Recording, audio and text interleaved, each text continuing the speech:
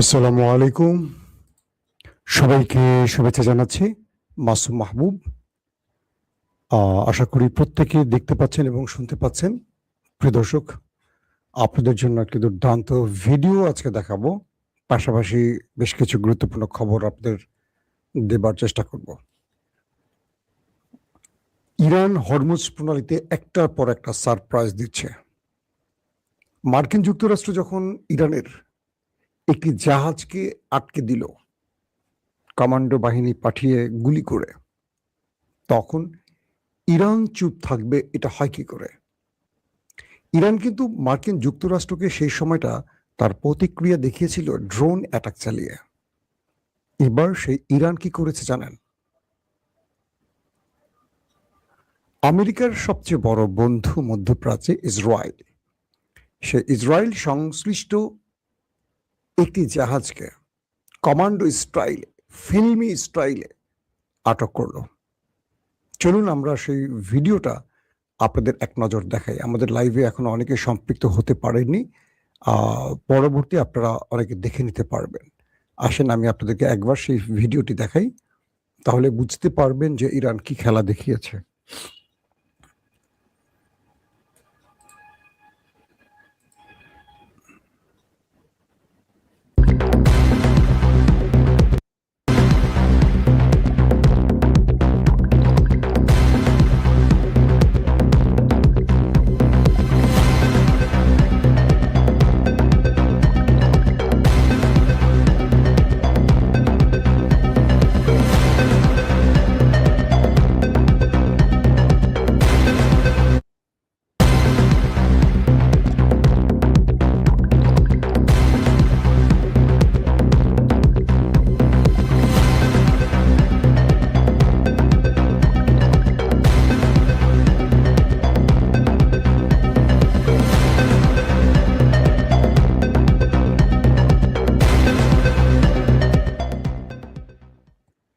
প্রিয় দর্শক, যারা আমার সাথে লাইভে ছিলেন এতক্ষণ, তারা ভিডিওটি দেখলেন।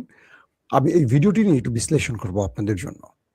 প্রথমে খেয়াল করেন, সাগর থেকে একটি ছোট স্পিড বোট টাইপের কিছু এগিয়ে আসে।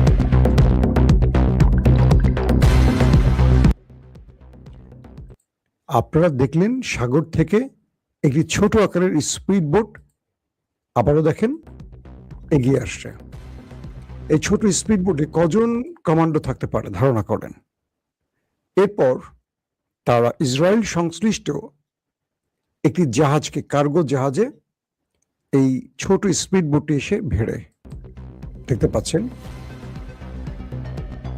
তারপর দেখতে পাচ্ছেন আপনারা সেই স্পিড বোট থেকে জাহাজের এক কার্নিশ দিয়ে একটি ছোট বা একটি বেশ লম্বা টাইপের সিঁড়ি আছে, সেই সিঁড়ি বেয়ে ইরানের নেভি কমান্ডোরা জাহাজটির ভেতরে ঢুকছে, দেখতে পাচ্ছেন।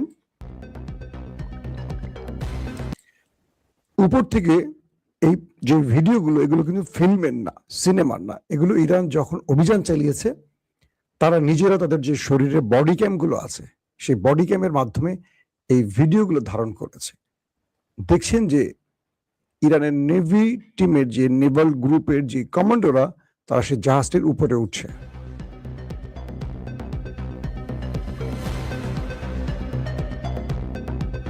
সিনেমায় কি এরকম দৃশ্য দেখেছেন বাস্তবে কখনো? একে একে মুখোশ পরা ইরানের কমান্ডোরা এমএসসি সেই জাহাজের ভেতরে উঠে গেল, কার্গোতে উঠে গেল। আপনারা লং বা মাস্টার শটে দেখতে পাচ্ছেন পুরো জাহাজটি সাগরে। এরপর ইরানের কমান্ডোরা সেই জাহাজের কক্ষে প্রবেশ করছেন সশস্ত্র অবস্থায়। দেখেন, বাপরে বাপ, কি টাইপের বন্দুক! দুই একটা আমার দেয়া দরকার। দেখেন বাইরে হেলিকপ্টার অপারেশন মনিটর করছে, ইরানের অ্যাটাকিং হেলিকপ্টারগুলো সেই দৃশ্য মনিটর করছে। অপারেশন শেষ, জাহাজ দখল, তারা আবার একটা দড়ি বেয়ে নিচে নেমে যাচ্ছে। বুঝতে পেরেছেন সবাই? আশা করি পুরো ভিডিওটা দেখে আপনারা ক্লিয়ার হয়েছেন। এটা হলো শহীদ খামেনি, আয়াতুল্লাহ আলী খামেনির ইরানের খেলা।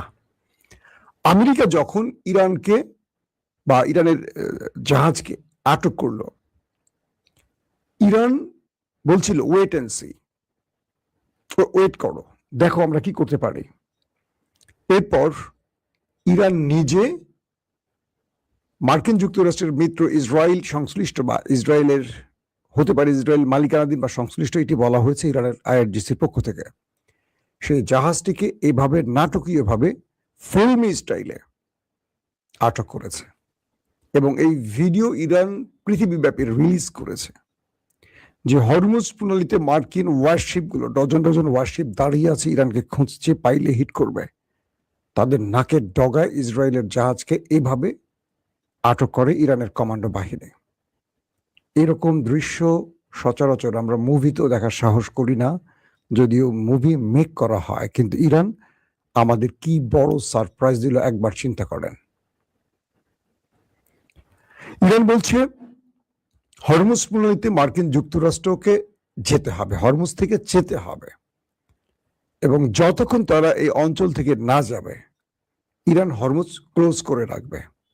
এখন পর্যন্ত হরমুজ প্রণালী দিয়ে কোনো জাহাজ ঢুকতে এবং বেরোতে পারছে না ইরানের অনুমতি ছাড়া।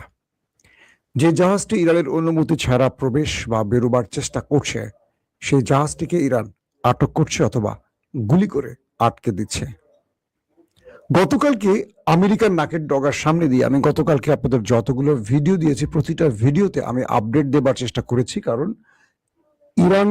ইরানের জাহাজকে আটকে দেবার জন্য হরমুজ প্রণালীতে ডোনাল্ড ট্রাম্পের নেভি বা তার বাহিনী যে নৌ অবরোধ তৈরি করেছে, সেই নৌ অবরোধের সামনে দিয়ে, নাকের ডগার সামনে দিয়ে, চোখের সামনে দিয়ে ইরানের 50টি কার্গো জাহাজ বেরিয়ে গেছে। 50টি। আমেরিকা শুধু চেয়ে চেয়ে দেখেছে, ইরানকে আক্রমণের সাহস করেনি। আর সবকিছু মিলে মার্কিন প্রেসিডেন্ট ডোনাল্ড ট্রাম্প তার নৌবাহিনীর চিফকে তার চেয়ার থেকে সরিয়ে দিয়েছেন। অর্থাৎ আমেরিকা তার এই পরাজয় লজ্জিত হয়েছে না, ট্রাম্প নিজেকে পরাজিত ভেবেছে, তার পরিষ্কার দৃশ্যায়ন বা পরিষ্কার এক বাক্যে যদি বলি যে তার পরাজয় মেনে নেয়ার যে লক্ষণ, সেটি হলো তার নেভি প্রধানকে তার চেয়ার থেকে সরিয়ে দেয়া হয়েছে। আপনারা জানেন যে এর আগে আমেরিকা ইরানের লড়াইয়ের মাঝখানে 40 দিনের যে লড়াইটা হয়েছিল যুদ্ধবিরতির আগে, আমেরিকা তার সেনা প্রধানকেও সরিয়ে দিয়েছে এবং টপ বেশ গুরুত্বপূর্ণ সিনিয়র কয়েক ডজন জেনারেলকে সরিয়ে দিয়েছে। এই ঘটনাগুলো প্রমাণ করে যে আমেরিকা ইরানের কাছে হেরে যাচ্ছে। এখন পর্যন্ত ইরান তার একজনও সেনা সদস্য বা যুদ্ধকালীন সময় আইআরজিসি বা নেভি বা এয়ারফোর্স বা সেনাবাহিনীর কাউকে সরায়নি। প্রত্যেকে তার দায়িত্ব পালন করছেন, আর অনেকেই দায়িত্ব পালনরত অবস্থায় শাহাদাত বরণ করেছেন, কিন্তু তার রাষ্ট্রের জন্য, দেশের জন্য সর্বোচ্চ লড়াই করছেন, ইমানদারিত্বের পরিচয় দিচ্ছেন। কিন্তু ডোনাল্ড ট্রাম্প পুরো মার্কিন যুক্তরাষ্ট্রের মধ্যে পুরো এস্টাবলিশমেন্ট বা পুরো সেনা বাহিনীর মধ্যে এক ভয়ঙ্কর অস্থিরতা তৈরি করে ফেলেছেন। একদিকে নেভি প্রধান আউট হয়ে গেল, কদিন আগে সেনা প্রধান আউট, টপ জেনারেলরা আউট, ইস্পাহানে অভিযানের নামে একটা বিশাল কমান্ডো গ্রুপকে ইরানের হাতে মারা পড়ে গেছে। সবকিছু মিলে ডোনাল্ড ট্রাম্প এখন ইরানের কাছে আত্মসমর্পণ ছাড়ার কোনো পথ খুঁজে পাচ্ছেন না, আমার কাছে এটা মনে হয়। কারণ চীন, রাশিয়া ইরানকে এতটুকু বলে দিয়েছে যে তুমি তোমার শেষ সাহসটুকু দেখাও, বাকিটুকু আমরা আছি। আমেরিকা বারবারই বলছে ইরানকে মানচিত্র থেকে মুছে দিবে, পাথরের যুগে পাঠাবে, একটা পুরো ইরানি সভ্যতাকে ধ্বংস করবে, এবং সেই অনুপাতে আমেরিকা চেষ্টাও করেছিল নিউক্লিয়ার অ্যাটাকে। আপনারা জানেন যে সিচুয়েশন রুমে মার্কিন প্রেসিডেন্ট ডোনাল্ড ট্রাম্প চিৎকার চেঁচামেচি করে তার চিফ অফ স্টাফ চেয়ারম্যান ডেইন কেনের কাছ থেকে নিউক্লিয়ার কোড চেয়েছিল, তাকে দেয়া হয়নি। সেই সেনাবাহিনীর ঊর্ধ্বতন officer, chief of staff chairman Dan Caine, তিনি বলেছিলেন যে মিস্টার প্রেসিডেন্ট, আমেরিকা বহিঃশত্রুর আক্রমণের শিকার হয়নি এখনো, অতএব আমি আপনাকে কোড দিতে পারছি না। তার মানে মার্কিন সেনাবাহিনীর ট্রেনিং বলছে, তাদের যে প্রশিক্ষণ সেটা বলছে একজন অদক্ষ বা অক্ষম প্রেসিডেন্টকে নিউক্লিয়ার কোড দিয়ে পৃথিবীতে আরেকটি অমানবিক দৃশ্যায়নের তৈরি করতে চাইছে না আমেরিকা, কিন্তু ট্রাম্প তার ক্ষোভকে প্রশমিত করার জন্য ইরানকে টার্গেট করতে চাইছে। পাশাপাশি ইসরায়েল নামক যে দেশটি আছে তারা আমেরিকার এই পরাজয়গুলোকে দেখছেন, অন্যদিকে তারা তাদের প্রতিশোধ মেটাবার জন্য লেবাননকে টার্গেট করছেন। তারা লেবাননকে বারবারই হামলা করছেন, আক্রমণ করছেন, কিন্তু ইরানকে কোনোভাবেই আয়ত্তে আনতে পারছেন না। মার্কিন প্রেসিডেন্ট ডোনাল্ড ট্রাম্প তার দুটো কার্ড খেলেছেন। এক, হরমুজ প্রণালীতে নৌ অবরোধ করে ইরানকে আটকে দেবার সিদ্ধান্ত নিয়েছেন, যাতে করে ইরান তার সাথে ডিল করতে বাধ্য হয়। দ্বিতীয় যে বিষয়টি ছিল, যদি এতেও ইরান রাজি না হয়, ইরানে বোমা মেরে পুরো ইরানকে ধ্বংস করার হুমকি দিয়েছেন। ইরান ডোনাল্ড ট্রাম্পের এই বক্তব্যের পরিপ্রেক্ষিতে বলেছে, তোমার যা খুশি করো, তোমার যা খুশি করতে পারো, কিন্তু ইরান যেটা করবে সেটার জন্য প্রস্তুত থেকো। ইরান বলছে, আমার হাতে অসম্ভব কিছু সারপ্রাইজিং কার্ড রয়েছে, যে কার্ডগুলো তুমি কল্পনাও করতে পারবে না। আমি গতকালকে লাইভে আপনাদের একটি কার্ডের ঘোষণা দিয়েছি, তার নাম সাবমেরিন ক্যাবল, অর্থাৎ ইউরোপ, এশিয়া এবং মধ্যপ্রাচ্য, মিডল ইস্ট, এই বিশাল অঞ্চলের ইন্টারনেট কেবলটি গেছে পার্সিয়ান গালফ অর্থাৎ হরমুজ প্রণালীর নিচ দিয়ে। এটা ইরানের অঞ্চলের ভেতরে পড়ে। ইরান বলছে, যদি আমেরিকা ইরানে কোনো বড় আক্রমণ করে, পুরো পৃথিবীকে আমরা অন্ধকার করে দেব। এই সাবমেরিন কেবল আমরা কেটে দেব। এতে করে পুরো পৃথিবী অন্ধকার যেমন হবে, পুরো পৃথিবী অচল হয়ে পড়বে। আধুনিক পৃথিবীতে ইন্টারনেটবিহীন 1 সেকেন্ড কেউ চলতে পারে কল্পনা করা যায় না। ইরান বলছে, আমরা চলতে পারবো। আমরা নিজেদেরকে প্রস্তুত রেখেছি ইন্টারনেট, বিদ্যুৎ, সকল ব্যবস্থার বাইরে। আমরা 1400 বছর আগে রাসূল সাল্লাল্লাহু আলাইহি সাল্লামের সেই জীবন থেকে শিক্ষা নিয়ে বড় হয়েছি, আমাদের জাতিকে সেভাবে বড় করেছি। সো তোমরা চলতে পারবে না ইন্টারনেটবিহীন, আমরা চলতে পারবো। যুগের পর যুগ বিদ্যুৎ না থাকলেও ইরানের জাতির কিচ্ছু হবে না। তারা সেই প্রশিক্ষণ নিয়েছে, দিনের পর দিন না খেয়ে থাকতে পারবে তারা, কারণ তারা রোজা থেকে সেই শিক্ষাটা নিয়ে নিজেকে প্রস্তুত করেছে।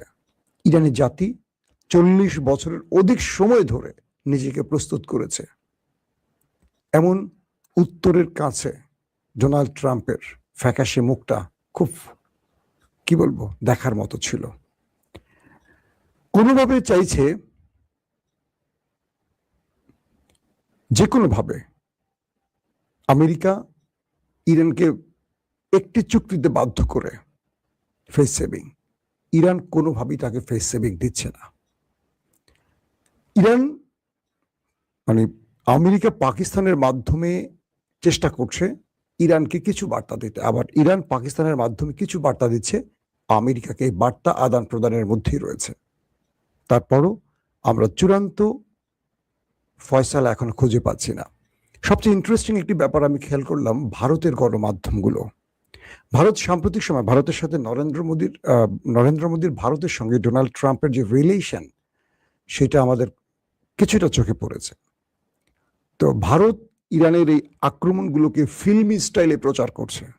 ভারতের জনগণ কিছুটা মনে হয় ইরানের পক্ষে দাঁড়িয়েছে। তারা আমেরিকার পতনটা দেখতে চায় ইরানের হাতে।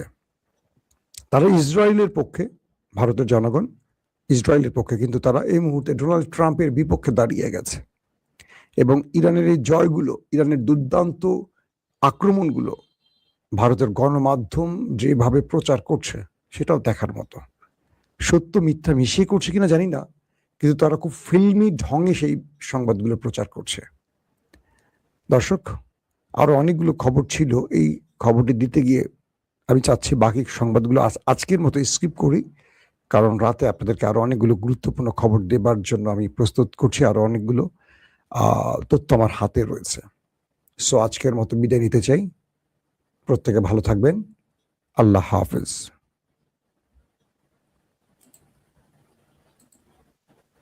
ওপেন দাইস মানে সত্যকে সত্য বলা, মিথ্যেকে মিথ্যে বলা। আমরা শোনা কথা নয়, চোখে যা দেখি তাই বলি।